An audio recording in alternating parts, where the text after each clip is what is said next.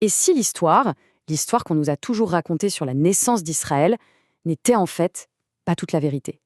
C'est la grande question que pose l'historien Ilan Pappé. Son travail, attention, ça va bien plus loin qu'une simple nuance. Non, il prend le récit officiel et il le déconstruit, littéralement pierre par pierre. C'est une réinterprétation radicale qui bouscule tout. Cette citation, elle vient de Pappé lui-même. Et c'est vraiment la clé pour comprendre son parcours. Faut s'imaginer, il grandit avec cette histoire, une histoire toute simple, hyper claire, qu'on lui apprend à l'école et qu'il entend partout. La terre était vide et on est venu la faire refleurir. C'était le récit sioniste standard. Et il y a cru, sans se poser de questions. Enfin, au début. Alors, la question c'est comment on passe d'une croyance aussi forte, aussi ancrée, à une critique aussi radicale? Eh bien la réponse, elle se trouve dans son parcours personnel. C'est ça la clé. Sa transformation, c'est pas juste une histoire de livres et d'archives. Non, c'est bien plus profond. C'est une déconstruction intellectuelle, presque morale, qui va complètement changer sa façon de voir le monde. Alors, ça ne s'est pas fait en un jour, hein. Ce n'est pas un seul événement qui a tout déclenché, c'est plutôt une prise de conscience, petit à petit. D'abord, à l'université, il rencontre des étudiants palestiniens, il entend une autre histoire. Mais le vrai déclic, le choc, c'est en 1982. Il est à Oxford, loin d'Israël, et il voit l'invasion du Liban d'un œil complètement différent, beaucoup plus critique. Et c'est là qu'il décide de creuser, de remonter jusqu'à la source, 1948. Il plonge dans les archives, d'abord britanniques, puis israéliennes, et là, il découvre des documents qui racontent une histoire qui n'a rien à voir avec celle qu'on lui a enseignée. Allez, on entre dans le vif du sujet. Le premier mythe, et c'est peut-être le plus fondamental, celui que Pappé attaque de front, c'est l'idée d'une terre vide. Vous connaissez forcément ce slogan, une terre sans peuple pour un peuple sans terre.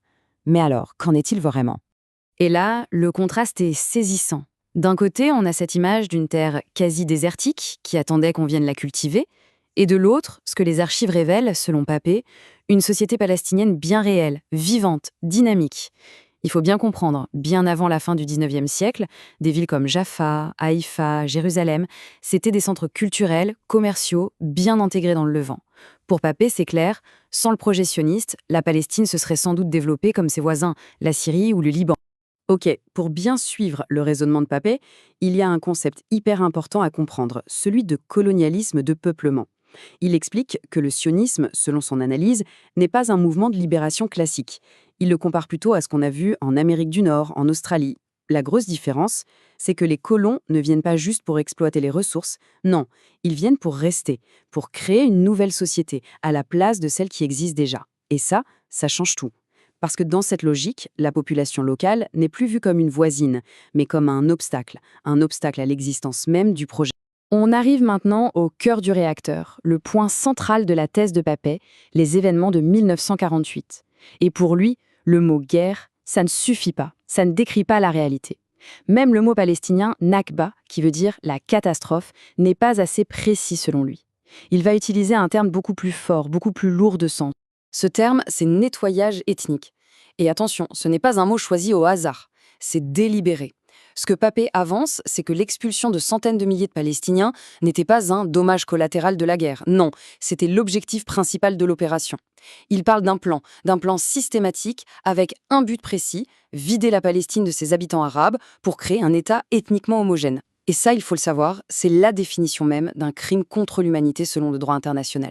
On se retrouve donc avec deux histoires qui s'opposent totalement. D'un côté, le récit officiel, le fameux David contre Goliath, une petite nation naissante qui se défend contre des armées arabes surpuissantes, et les Palestiniens qui seraient partis de leur plein gré sur ordre de leur leader. Et de l'autre, la thèse de Pappé, qui s'appuie lui sur les archives et qui parle d'un plan préparé de longue date pour vider la Palestine de sa population arabe par la force et l'intimidation.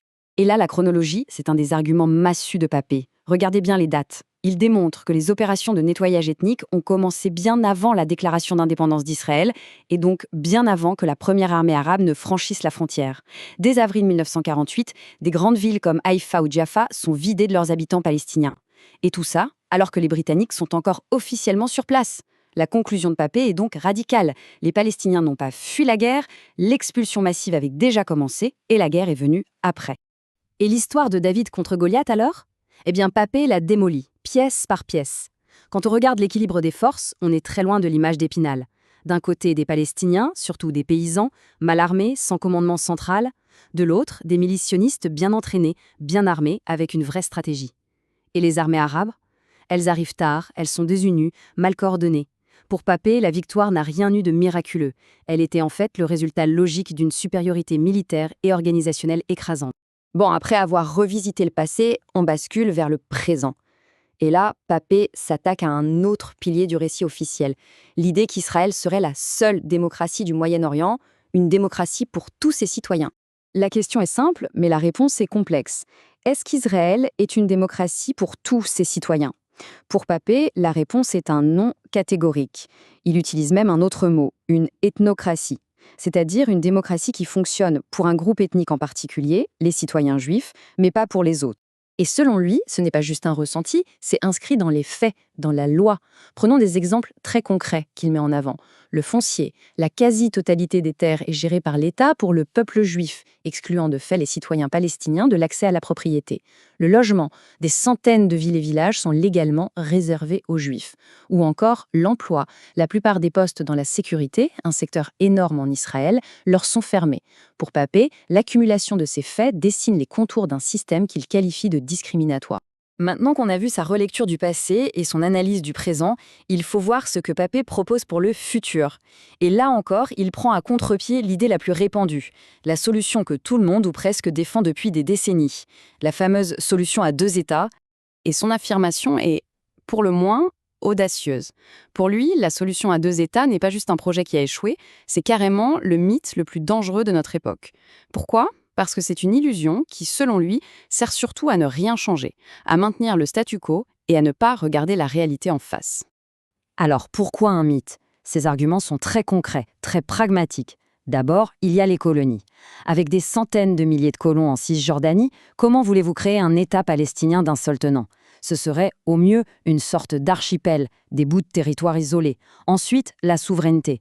Cet État aurait-il le contrôle de ses frontières, de son économie? Probablement pas. Et puis surtout, le point le plus important pour lui, cette solution ne règle absolument pas la question des réfugiés de 1948, qui est pourtant au cœur du problème. Alors, s'il rejette cette solution, que propose-t-il à la place? Face à cette impasse, Papé, et il n'est pas seul, défend une vision totalement différente. L'idée, c'est un changement total de paradigme. On arrête de penser en termes de séparation ethnique et on commence à penser en termes de droits égaux. Concrètement, ça veut dire quoi? Ça veut dire un seul État, laïque et démocratique, de la Méditerranée au Jourdain, pour tous ceux qui y vivent, qu'ils soient juifs ou palestiniens. Évidemment, ça implique la fin du sionisme en tant qu'idéologie d'État et ça implique de trouver une solution juste à la question des réfugiés. C'est un projet qu'il qualifie de décolonisation, un peu sur le modèle de ce qui s'est passé en Afrique du Sud. Et cette citation résume tout. Pour Ilan Papé, le vrai débat, aujourd'hui, ce n'est plus un ou deux États. Le vrai choix, il est beaucoup plus simple, beaucoup plus binaire. Soit on continue avec ce qu'il décrit comme un État d'apartheid, soit on construit une démocratie pour tous. Voilà le cadre qu'il pose pour réfléchir à l'avenir. Et c'est là que tout se rejoint, vous voyez? Le travail de Papé, au fond, nous rappelle quelque chose d'essentiel. La bataille pour l'histoire, ce n'est jamais juste une dispute d'universitaires. C'est une bataille pour le présent et surtout pour l'avenir. Parce que l'histoire qu'une nation se raconte à elle-même, eh bien, ça définit les futurs qu'elle peut s'autoriser à imaginer. En s'attaquant au mythe fondateur, ce que Papé essaye de faire, ce n'est pas seulement de corriger le passé, c'est d'ouvrir la possibilité d'un futur différent.